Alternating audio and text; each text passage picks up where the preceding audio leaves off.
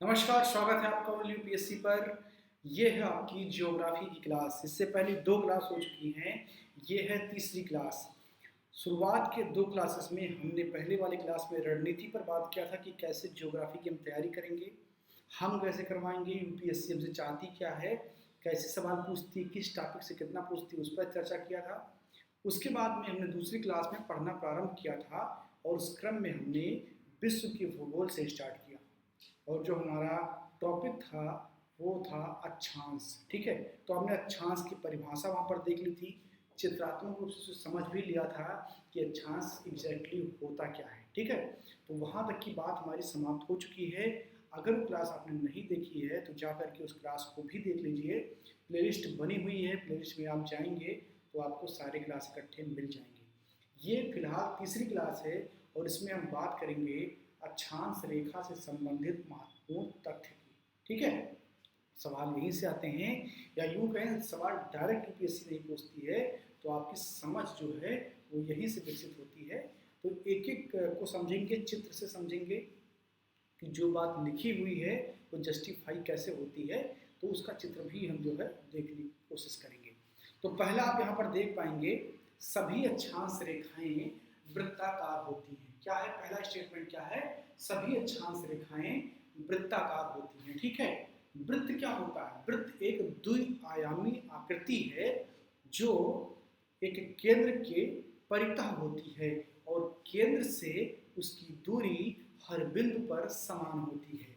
तो मैं चित्र में आपको दिखाता हूं कि किस प्रकार आपका जो अक्षांश रेखा है वो वृत्ताकार होता है। हाँ, इस चित्र में आप देखेंगे तो यहाँ पर आप देख पाएंगे, ये है आपका 0 डिग्री, जिसे आप इक्वेटर कहते हैं या विषुवत रेखा हिंदी में कहते हैं। इसके ऊपर जो जितनी भी ये रेखाएं, जो इसके समांतर रेखाएं हैं, यानी कि ये वाली रेखा, ये वाली रेखा, ये वाली रेखा और यहाँ पर 40 डिग्री लिखा हुआ है, ये ऐसी इसी प्रकार ध्रुव तक और इसी प्रकार दक्षिणी गोलार्ध में नीचे तक जितनी भी ये रेखाएं हैं, ये क्या हैं? ये वृत्ताकार हैं। अब आप कहेंगे साहब ये वृत्ताकार नहीं लग रहा है, ये तो अर्धवृत्त लग रहा है। नहीं भाई साहब, ये वृत्ताकार है। कैसे? क्योंकि ये जो फिगर है ये 2 डायमेंशनल है। क्या है? 2 डायमेंशनल है, यानी कि द्विविमीय है। और आपकी पृथ्वी क्या है? त्रिविमीय है। आपकी आंख 3 विमा देख सकती है अधिकतम, लेकिन चित्र अगर 2 विमीय है तो तीसरी विमा आपको दिखाई नहीं देती है। उसको देखने के लिए आपको 3D फिगर में जाना पड़ता है। तो बगल में ही मैंने चस्पा कर दिया है 3D फिगर। अब यहाँ पर आप देख पाएंगे कि जो ये लाइन है यही है आपका इक्वेटर, और ये इसी प्रकार पीछे भी घूम करके यहाँ पर आ जाता है, यानी कि ये पूरा एक चक्रण पूरा करता है और वृत्त की परिभाषा भी वही होती है। तो इस प्रकार आप ये जान पाए कि अक्षांशीय रेखाएं वृत्ताकार होती हैं। अभी जब आप आगे पढ़ेंगे देशांतर रेखा, तो देशांतर रेखाएं जो खड़ी हुई रेखाएं होती हैं, ये देशांतर रेखा है। तो ये देशांतर रेखाएं जो हैं ये कभी एक दूसरे से इस तरीके से नहीं मिलती। तो देशांतर रेखाएं आपकी क्या होती हैं? अर्धवृत्त होती हैं। लेकिन आपकी जितनी भी अक्षांश रेखाएं हैं वो एक वृत्ताकार रेखाएं होती है, यानी कि वृत्तीय आकृति होती है। ठीक है, आगे अब देखते हैं दूसरा गुणधर्म इसका। ठीक है, स्लाइड पर आ जाते हैं और आपको दिखाते हैं कि जो दूसरा तथ्य है वो क्या है। तो दूसरा है सभी अक्षांश रेखाएं परस्पर समांतर होती हैं। क्या है? सभी अक्षांश रेखाएं परस्पर समांतर होती हैं। यहाँ पर आप देख पाएंगे, इस स्लाइड में दिख नहीं रहा है, थोड़ा सा मैं स्लाइड ऊपर करता हूँ तब आपको दिखेगा। हाँ, अब दिख रहा होगा। दूसरा वाला आप देखेंगे, सभी अक्षांश रेखाएं परस्पर समांतर होती हैं। तो समांतर होने का रूल क्या है? आपने गणित के कक्षाओं में पढ़ा होगा, कक्षा 7, 8 में, 9 में, समांतर रेखा, परपेंडिकुलर लाइन। परपेंडिकुलर लाइन क्या होता है? समांतर रेखाएं क्या होती हैं? ठीक है, तो समांतर रेखाएं क्या होती हैं? ऐसी रेखाएं होती हैं जो एक दूसरे को कभी इंटरसेक्ट नहीं करती, कभी काटती नहीं है, यानी कि एक सीधे में चली जाती है।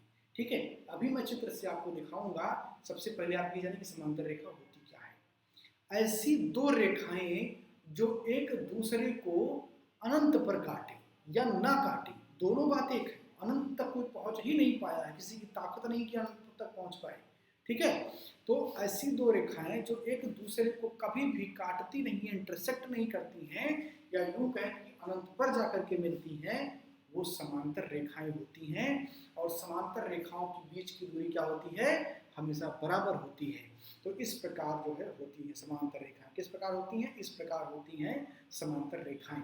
अब मैं आपको चित्र में दिखाता हूं कि अक्षांश रेखा समांतर रेखा कैसे है। चित्र में देखिए, आपको हमेशा याद रहेगा। ठीक है, फिर से आते हैं अपने चित्र पर।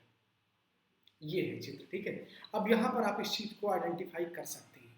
ये है आपका जो है विषुवत रेखा, ये है आपका जो है विषुवत रेखा से ऊपर की अक्षांश रेखा, ये सारी अक्षांश रेखाएं हैं।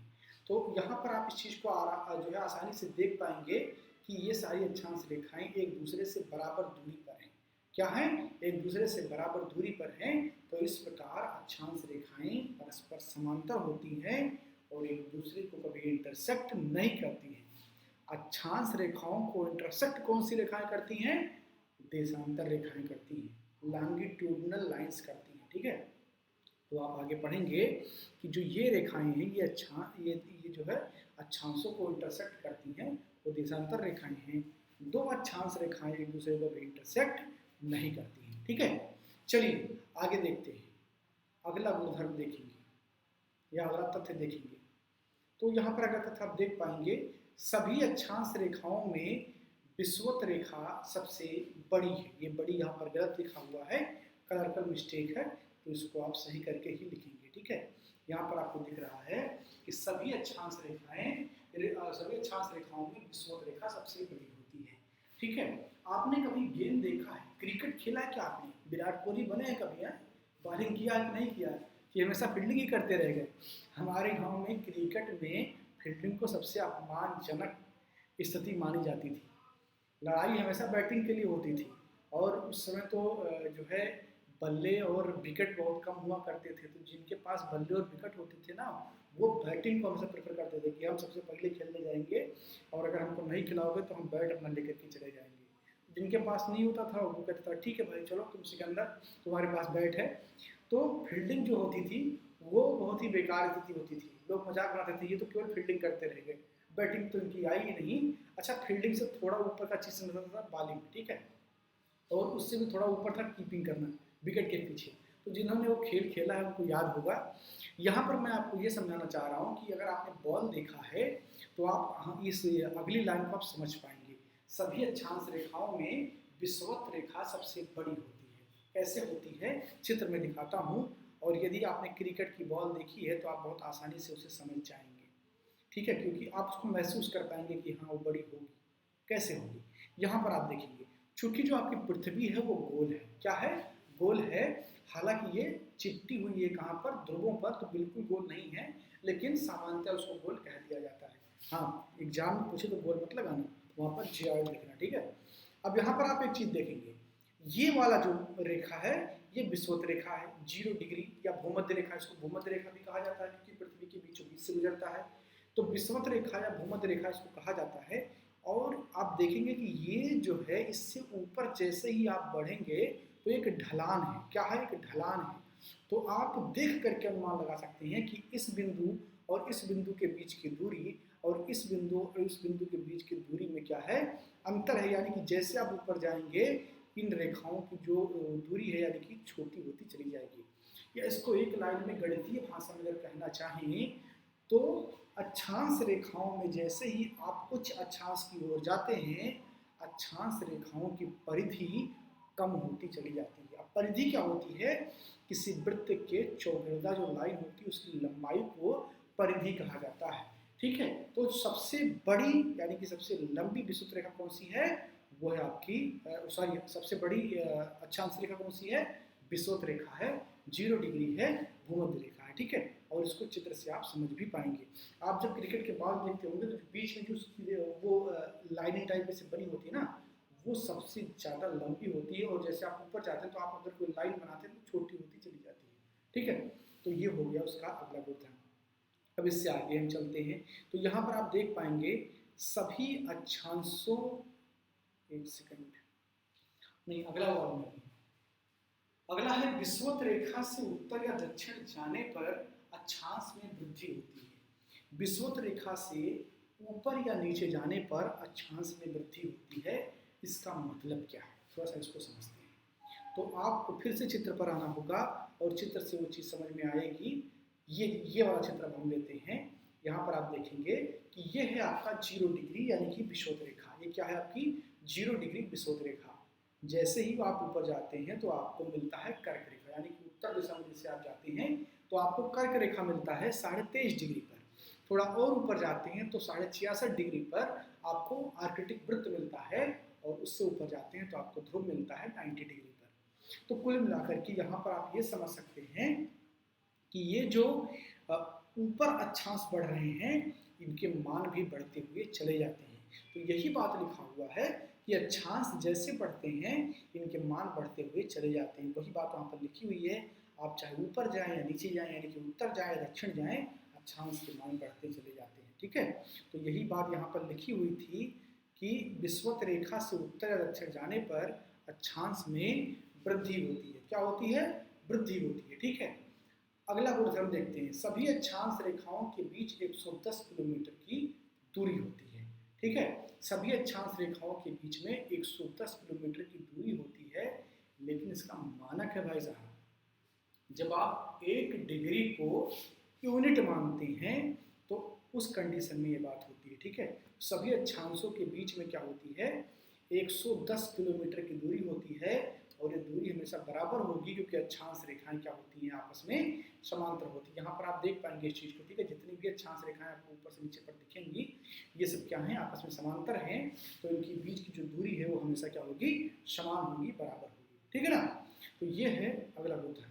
चलिए अब इससे आगे वाले गुणधर्म पर हम चलते हैं। फिर से स्लाइड पर आते हैं और नीचे आते हैं। ठीक है, कुल अक्षांशों की संख्या कितनी है? बहुत ही विवादित है भाई साहब, इतना विवादित है ना कि आप गूगल करके देखिए, कई जगह पर आपको लिखा हुआ मिल जाएगा। मैं पूरी बात समझा देता हूँ कि कुछ लोग इसको 180 क्यों बताते हैं, कुछ लोग 181 क्यों बताते हैं, और कुछ लोग 179 क्यों बताते हैं। तो इस पर हम बात करेंगे। चलिए चित्र पर आते हैं और चित्र से ही आपको समझाने की कोशिश करते हैं। ये है आपका चित्र। ठीक है, अब यहाँ पर आप देखिए, ये है आपकी 0 डिग्री। ठीक है, और ये है आपका 1 डिग्री। इसी प्रकार जब आप यहाँ पर पहुँचते हैं तो ये 90 डिग्री, यानी कि 1 डिग्री से लेकर के 90 डिग्री तक, यहाँ तक आपका क्या हो गया? 90। ठीक है, और इसी प्रकार आप जब नीचे जाएंगे तो यहाँ पर भी 90। इन दोनों को जोड़ दीजिए तो कुल अक्षांश कितने हो गए? 180 हो गए। सामान्य गणित कहती है, और बहुत सारे जगह पर आपको ये लिखा हुआ भी मिल जाएगा। लेकिन यहाँ पर एक संदेह है। संदेह क्या है कि चूंकि ध्रुव पर, ये जो ध्रुव है ना, ये ध्रुव जो है ये क्या है? ये रेखा नहीं।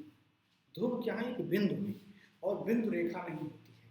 तो अगर इन दोनों को रेखा मानने से आप इनकार कर दें तो अक्षांशीय रेखाओं की संख्या कितनी हो जाएगी? आपकी 181 में एक कम हो जाएगी। अच्छा, 181 बताने वाले तर्क क्या देते हैं कि 1 से 90 तक जो है आपका ये हो गया, 1 से 90 तक आपका ये हो गया, यानी कि 90 90 180 हो गया, और एक आपका 0 डिग्री इक्वेटर, कुल मिला करके 181 हो गया। तो इस प्रकार 3 तरीके से बताई जाती है अक्षांशों की संख्या। ठीक है, आप इस पर कोई विवाद नहीं करेंगे। एनसीईआरटी किताबों में जो लिखा हुआ है वही सत्य है, वही आखिरी सत्य है। और जो भी कहते हैं वो अपने आधार पर कहते हैं। जैसे मैं कहता हूँ 2 चौका 8, कोई कहता है 8 एकम 8, कोई कहता है 16/2 बराबर 8, तो मान एक ही निकलेगा। अब क्या होता है कि अगर कोई इस तरीके से व्याख्या करता है कि 1 से लेकर के 90 तक ये जोड़ लेता है अक्षांश, और इधर 1 से 90 तक जोड़ता है तो 180 हो गया, और एक इक्वेटर को जोड़ के 181 हो जाता है। अगर कोई ध्रुव को रेखा मानने से इनकार कर दे, चूंकि रेखा है नहीं, वो पॉइंट है, तो 2 अक्षांश और कम हो जाते हैं, तो संख्या 179 हो जाती है। इसीलिए मैंने तीनों यहाँ पर लिख दिया है कि आप कल को ये हमसे ना कहें कि सर आपने फैक्चुअल गलती यहाँ पर कर दी। ठीक है, तो ये आपको तीनों लिखा हुआ मिल सकता है, 180, 181 और 179। ठीक है, तो ये है आपका पूरा अक्षांश, और इस क्लास में हमने पूरा अक्षांश पढ़ लिया। ठीक है, अब अगली क्लास में हम इससे आगे बात करेंगे और हम देशांतर पर पहुँचेंगे, और उसके बाद में फिर से हम यहाँ पर जो कटिबंध हैं उनको पढ़ना प्रारंभ करेंगे। तो उम्मीद करता हूँ ये क्लास आपको अच्छी लगी होगी, पसंद आया होगा। तो बस लाइक करें, शेयर करें, जो नए लोग जुड़े हों चैनल को सब्सक्राइब करें। मिलते हैं अगली वीडियो में। बहुत बहुत धन्यवाद।